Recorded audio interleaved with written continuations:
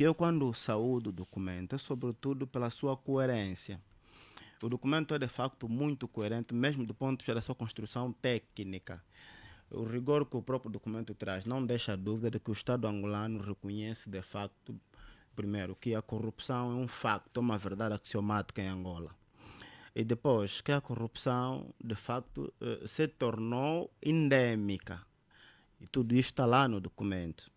Por outra, também não deixa de reconhecer que, apesar de existir corrupção e que ela seja endêmica, é por causa desta corrupção que hoje o povo angolano está voltado, digamos, a uma condição de mendicidade sem precedentes. Reconhece igualmente que os autores desta corrupção são autores do Estado, ou seja, gestores públicos ligados ao partido que assume o governo, não é verdade? Por outra, também reconhece que este facto inibe ou afugenta o investimento privado estrangeiro. Por quê? Porque periga o ambiente de negócio, ou seja, dificulta o bom ambiente de negócio em Angola, facto que faz com que não se atraiam investidores estrangeiros em Angola. Por outra, também o mesmo documento faz ainda referência de que o próprio executivo já terá tomado várias medidas, quer de natureza política, bem como de natureza legislativa, com vista a combater este fenômeno, com vista a travar esse fenômeno, a pôr fim a este fenômeno, a erradicá-lo. Mas o próprio documento também vem dizer que, infelizmente, esses esforços foram inúteis, caíram todos em sacos rotos, porque a corrupção está aí, continua. O documento faz ainda referência que o grande problema está na impunidade. Existe a impunidade sobre aqueles que praticam a corrupção. Quer dizer, praticam a corrupção e, infelizmente ou felizmente para eles, continuam impunes e ninguém lhes faz absolutamente nada. Para terminar esses elementos, né, o próprio documento também faz referência, aliás, de um conjunto de normas que são aprovadas com vista a combater este fenômeno, as quais cito aqui algumas delas, que é o caso da Lei 3/14, que é a Lei de Prevenção e da Luta contra o Branqueamento de Capitais, né? A Lei 21/90, de 22 de dezembro, Lei dos Crimes cometidos por titulares de cargos públicos, e, por último, a Lei 3, como, pronto, aliás, na minha opinião, a mais importante, a lei 3/10, de 29 de março, que é a Lei da Probidade Pública. Ora, nem com estas leis aprovadas, a corrupção em Angola conheceu, digamos, melhoras. O que isso quer dizer na prática? Não obstante este documento, este projeto, essa iniciativa ser louvável, ser saudável, o grande problema não está na falta disto. Afinal de contas, existem muitas iniciativas. O grande problema está no cumprimento. E aqui, se me permite, gostava de trazer duas situações de natureza meramente política. Uma questão que foi, aliás, as duas questões foram assumidas pelo antigo presidente Eduardo dos Santos, quando em 2009 declarou tolerância zero, não é, num comunicado ao seu próprio partido, porque entendia que a corrupção tinha se tornado uma gangrena, um cancro que estava a destruir a economia e o povo angolano.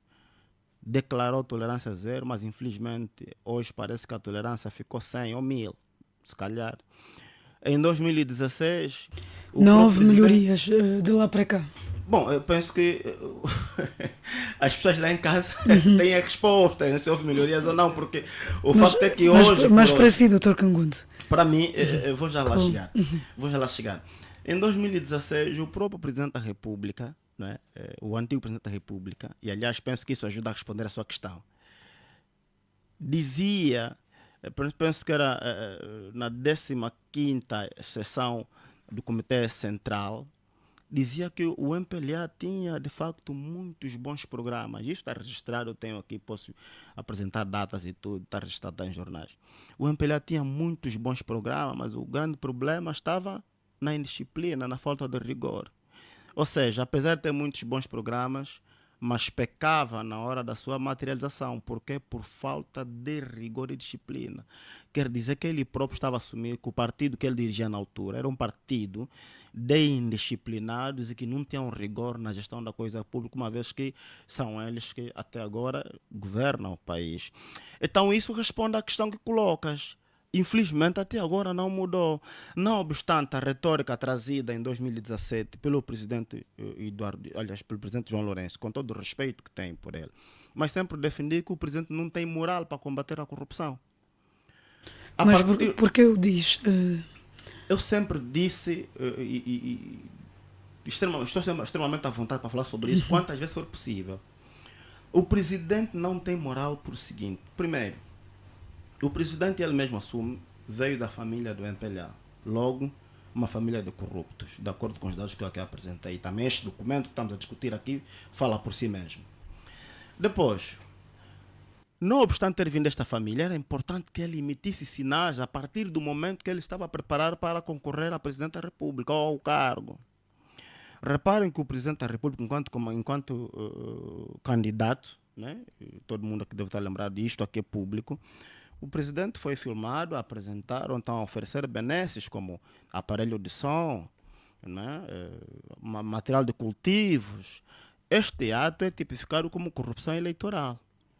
Então eu que estou atrás, estou a ver você na linha da frente, está a começar os teus primeiros passos, logo a praticar corrupção eleitoral, algo que devia ser evitado. Não é? Eu não sei qual é a imagem que está a transmitir para os que estão lá atrás. Não é? E depois, para quem quisesse, eu sempre defendi isso, quem quisesse de facto, ou melhor, quem quiser um dia combater a corrupção em Angola, o primeiro passo deverá ser alterar essa lei que eu citei aqui, a Lei 3/10, que é a Lei da Propriedade Pública, sobretudo no quesito da declaração de bens. Porque nós não temos declaração de bens públicas. Nós temos declaração de bens que é oficiosa. Aliás, o próprio procurador que recebe não tem autorização de abrir, excepto por uma ordem do tribunal e quando se justificar. Ou seja, na prática estamos a dizer, se um Dom Danzinga é administrador, hoje vai ser nomeado, não é? Amanhã vai levar um envelope lacrado, que é assim que a lei dispõe, ao Procurador-Geral da República, um envelope sem nada. Depois de terminar o seu mandato, ele pega, foge para o Dubai, como está acontecendo com muitos gestores, e quando se for abrir o envelope não tem lá nada, afinal não declarou nada. Nada. Quer dizer, isto é brincadeira. Era importante, e penso que isso ocorreu agora no Senegal, o presidente recém-eleito fez uma declaração de bens públicos e publicitada. Era importante que nós também tivéssemos este costume. Então, digo mais uma vez, quem quiser um dia combater a corrupção em Angola tem de começar por aí. Propor a alteração da lei da probidade pública, porque é importante que as pessoas saibam o que é que o gestor público tem antes de começar o cargo, para depois escrutinarmos quando ele for, digamos, exonerado, quando cessar o seu mandato. É importante que a gente consiga saber, entrou com X e saiu com Y. Nessa altura é desnecessário, é despiciando até justificar como conseguiu, porque nós sabemos que em Angola, peço desculpa, em Angola não há herdeiros, não é? Em Angola não há herdeiro, não há aqui pessoas que enriqueceram a conta, digamos, de uma herança dos pais.